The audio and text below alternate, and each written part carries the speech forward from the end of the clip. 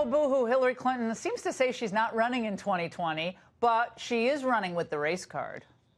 I was the first person who ran for president without the protection of the Voting Rights Act, and I will tell you it makes a really big difference. It made a difference in Wisconsin, where the best studies that have been done said somewhere between 40 and 80,000 people were turned away from the polls because of the color of their skin. Well, guess what? The Washington Post gave her 4 Pinocchios for that blatant lie. 80,000 people turned away from polls?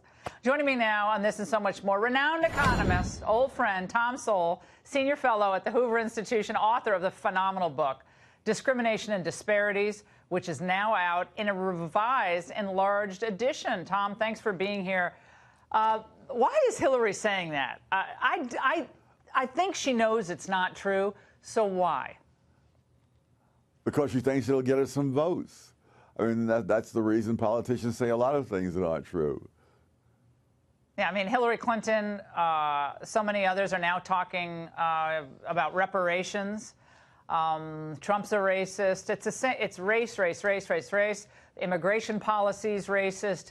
The race word is the constant. It's like abortion and race in today's Democrat Party. It is, and I have the feeling that many Americans would just as soon not hear any more about race.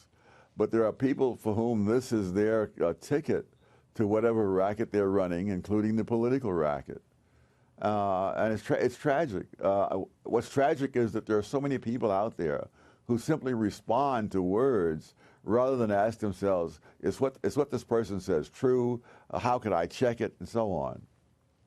Do you think that with that, Justice Smollett case in Chicago, and now we have this R. Kelly guy who's accused of, R. Kelly's not focusing on race, but the Smollett case became one about race. And it was almost like there were certain people out there who were disappointed when it seemed like this thing was a big hoax.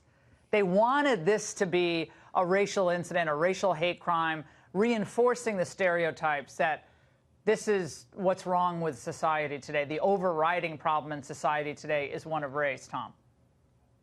Well, it's like in football. They're going to run that play until someone finds a way to stop it. And as long as it pays off, they're going to keep doing it. What's painful to me is how few people there are today who bother to check out the facts. In many cases, just the smallest effort at checking out the facts would cause so many of these things to fall apart. And we have a whole history of this going back to the Toronto Brawley woman back in the 19-somethings, and then the Duke lacrosse case. So there have been any number of these things. But as long as they keep succeeding politically, they'll continue to run that play.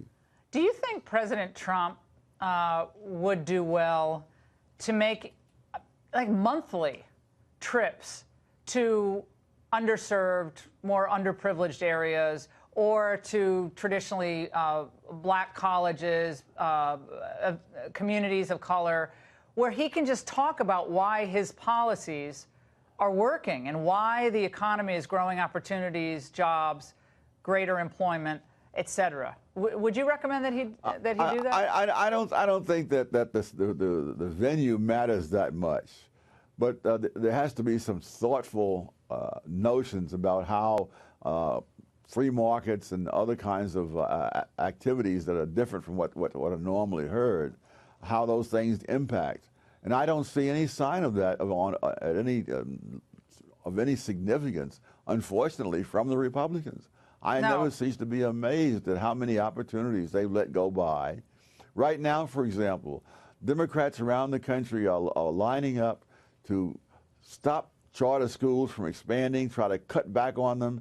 And many of them are the very schools that are most successful, are the ones they're zeroing in. Places like Success Academy or KIPP schools and so forth. And the Democrats, I understand they have to do that because they're beholden to the teachers' unions. But why the Republicans don't say anything about it, that is what baffles me. Yeah, truly pro-choice initiatives that actually help individuals instead of just focusing on blocks of individuals. Dr. Sowell, AOC, Alexandria Ocasio-Cortez, she has spoken a lot about socialism and being a Democrat socialist. Now, she's a young person, 28 years old, but she is representing a decent chunk of the Democrat Party today. I want to play something for you and have you react. Let's watch. When millennials talk about concepts like democratic socialism, we're not talking about these kind of Red Scare boogeymen. We're talking about single-payer health care. We're talking about tuition-free public colleges and universities. We're talking about a living wage. We're talking about guaranteed basic levels of dignity. This sounds good to a lot of young people. And this focus group from CNN we just alluded to, I mean, they seem very excited about these concepts. What are Republicans not doing? The Republicans are not saying anything that I've heard. Of course, all these things sound wonderful.